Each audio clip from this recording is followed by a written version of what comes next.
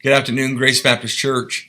I'm sitting here in my office and thought it'd be good on this Saturday to be able to address you concerning some new mandates that have been handed down by our governor. May I say that first and foremost, I'm honored to be your pastor during these troubling times, and I want to give you an update regarding COVID-19 and our responsibility as citizens and members at Grace Baptist Church. To do so, I'm going to stick very close to my notes, and so if it seems at times I may be reading, I want to make sure that my thoughts are clearly given. But let me begin by saying being a governor or one in political authority requires a great and solemn responsibility to make sure that the people are governed by the laws of the land. We have a great system in the United States of America in that we elect officials. And these elected officials have been placed over the populace and at certain times must exercise their human authority, which was given to them by God, according to Romans number 13, to navigate society through times of lawlessness, distress, and upheaval. We know that these politicians that serve in positions of power can abuse their power. It happened in the days of Christ. They can be instrumental in causing fear and panic among the people. And we know that they can also exercise lack of common sense choices and oftentimes overreach into our God-given liberties. They can and have made laws that leave most of the vulnerable in society unprotected. For example, the laws that protect abortion leave the most vulnerable in our society unprotected. And oftentimes, they're negligent to enforce weightier matters of the law. But with that being said, COVID-19, which, by the way, is a real and very contagious disease. I'm thinking of a very dear pastor friend of mine out in Indiana who called me up on Monday and lost his father on Sunday, and it comes to find out that he had COVID-19. COVID-19 has disrupted all of our lives from what we would consider our normal routine of life. All of our normal lives have changed. For example, our shopping at Walmart has changed. You might park on one side of the parking lot of Walmart thinking that you're going to use that entrance and find out that you've been terribly inconvenienced and you have to walk all the way down to the other entrance so that you can enter into that Walmart. Or going into Lowe's, or even a drive-up at McDonald's. All these things have changed from our normal routine of life. Even the setting within restaurants or sporting events, they've all changed. When we go to any public place now, there are certain mandates that are in place in an effort to protect the populace from the spreading of COVID-19. I call to your remembrance that just a month and a half ago, we were sitting in our cars in a church parking lot having church. All our other services were being conducted by the means of the internet, and we were not even able to meet to go soul winning. I, as your pastor, want to ensure that we here in Colorado don't have what's going on in California, that we can still have church inside our church buildings with God's people. I feel it important that we show that we're complying to reasonable mandates to mitigate the spread of COVID-19. Many of us would agree that those in charge of these laws and mandates are really at a loss on what to do. So the platform of mandates is constantly changing.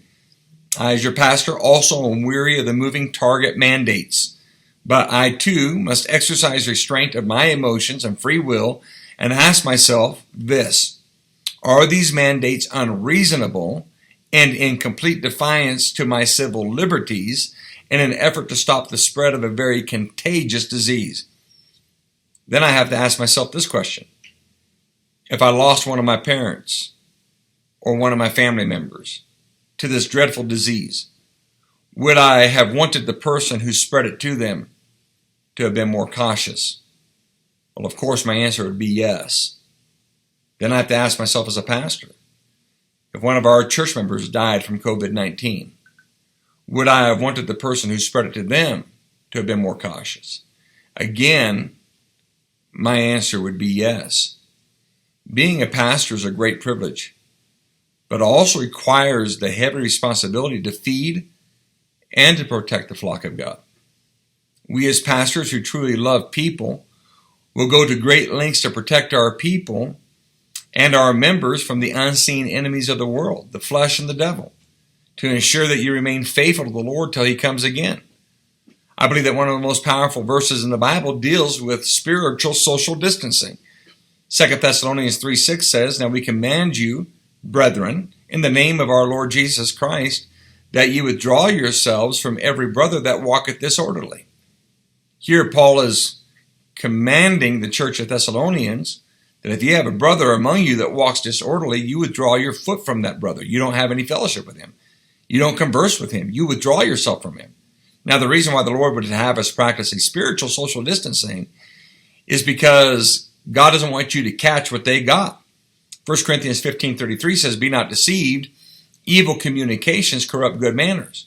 So if God knows that evil communications corrupt the good manners of Christians, then God also knows that diseases in the physical realm are spread and are contagious, must also be stopped. Thus, it was customary in the time of the scriptures, when they were being written, for lepers to be quarantined from townships and their families so as not to spread the disease further. They had to leave their own homes. They had to leave the townships, the villages. And then they had to wear a cloth over their mouth and cover their mouth with their hand and holler, "Unclean, unclean," so as not to cause somebody else to become leprous. I feel it equally important that we continue to practice a physical, social distancing in our church. I believe that we've become very lax and need to tighten this up. So here are a few reasons why. There are those whose age and health warrant us not to selfishly ignore the rule of social distancing. May I say that love is what makes me restrain myself and put others first. So let's take a moment here and just consider those who attend our church. First, let's consider the founders of our church, my mom and my dad. Let's consider my mother. She's got a very dreadful lung disease. She comes to church because she loves being with the people of God and being under sermons that are being preached. But if we come in and don't practice social distancing and or don't protect ourselves in other means by spreading the virus, then my mother, who is coming to church, can become vulnerable to the disease of COVID-19. And without a doubt in my mind that if she ever caught it, it would take my mother home to heaven. I love Tom and Pat Ingram, but age has weakened their immune systems. Tom has got some physical problems. And as much as I love them, my love ought to cause me to restrain myself from shaking their hands or hugging them in an effort that if I myself have it, I would not pass it on to them. I love Dawn and Renee Clowers. I've been her youth pastor for many years. And Renee, her health problems are such that if she got COVID-19, it would probably also take her home to heaven. I love Clinton Messner and Steve Sias. Both these men have diabetes. And I believe that these men, if contacted COVID-19, they would struggle gravely with the disease because of their health conditions. I love Dennis Chrisman. I happen to know that his immune suppressors make him very vulnerable because he had a kidney transplant. Now, I love him to death, and I want him to be around for a very long time. I love little Anthony Phelan, who's new to our church. Over the last few months, his family moved back here. He's had a reconstructive skull surgery, and it makes him very vulnerable, a weakened immune system. I want you to consider these things and many others within our church that I haven't got time to mention. These are just a few reasons why I think we as a church need to exercise restraint of our will and think of others before we do our own pet peeves. Here is what has been mandated by our governor. Number one, practice social distancing. This is defined or is defined as staying 6 feet away from those who are not in your immediate family. Number 2, wear a personal protective mask.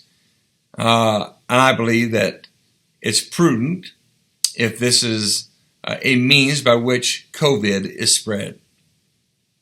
I will attach to my church-wide email that will go out with this video the link to the mandates from our state, as well as a link from our attorney, David Gibbs, from NCLL, the National Center of Life and Liberty. So the question is, what is Grace Baptist Church mandating? Number 1, first and foremost, if you have any symptoms of COVID-19, I'm talking about a cough, shortness of breath, chills, a fever, please refrain from coming to the services and join us on live stream or on facebook.com/GraceBCCS. Number 2, practice social distancing. Stay 6 feet away from those who are not in your immediate family. In other words, no commingling among the children, among the teenagers, and among families. When you come to church, come with your family, leave with your family. No hugging, no handshaking. We are also strongly suggesting the use of personal protective masks. Did you know that it can take sometimes up to 2 weeks before you even know that you have the virus? So with that being said, we're asking you to be considerate of the most disposed and susceptible in our church. If you have no underlying health problems that would prohibit you from wearing a mask, we are strongly asking you to consider wearing one. There is an executive order from our governor that we're going to attach to a church-wide email. We're going to ask you to please read it. Now, what does the order specifically say about churches? Here's the paragraph. Yes, this applies to any indoor setting open to members of the public. If there are certain religious spaces where members of the public are not allowed, such as spaces only accessible by clergy, then this does not apply to those limited settings. Individuals officiating a religious service are not required to wear masks, but are encouraged to do so if feasible.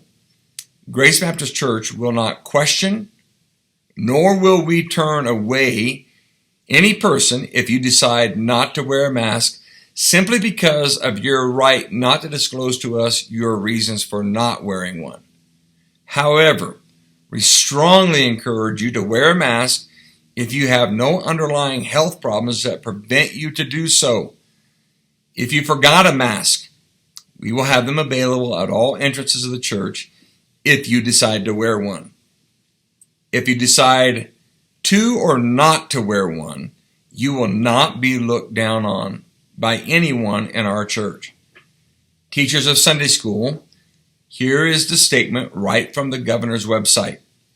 Individuals officiating a religious service are not required to wear masks, but are encouraged to do so if feasible. So teachers, use your own discernment and judgment on this. What also is mandated? Number 4, bathroom usage. Please limit the number of people in bathrooms nearest to the sanctuary to only 2 people at a time. And please, clean up after yourself. Make sure that you leave the place clean. Things that you have touched or handled while in those bathrooms, wipe them down before you leave. The bathrooms that are adjacent to the church offices are allowed to have 3 in there. But again, please be courteous and clean up after yourself. Seating arrangements. Please allow the ushers to direct your family to your seats if you do not know where they're located. If you do know where they are located, we're asking you to sit in your assigned seat. Please do not sit on caution tape. So, I'm asking you to please use your judgment, but please obey what we have set out for the guidelines of Grace Baptist Church. Please keep at least 1 row between your family and the next.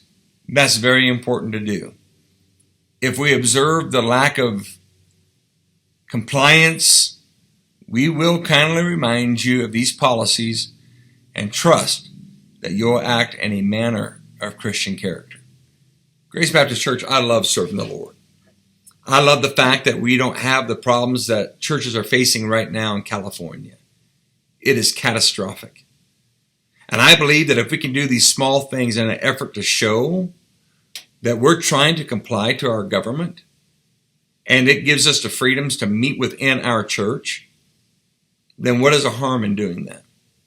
I'm asking you to prayerfully consider for you and your family social distancing, the wearing of masks, and again, if for whatever reason there's an underlying health problem that prevents you from doing that, whether you come or don't come in a mask, we're not going to look down on you for that. We love you, Grace Baptist Church. We want this to be a safe environment, a joyful environment. And tomorrow I am praying that God will bless our services. And I'm looking forward to seeing you, your family, and your kiddos. Let's come to church with a heart ready to worship and to serve the Lord. I love you, Grace Baptist Church. May God bless you.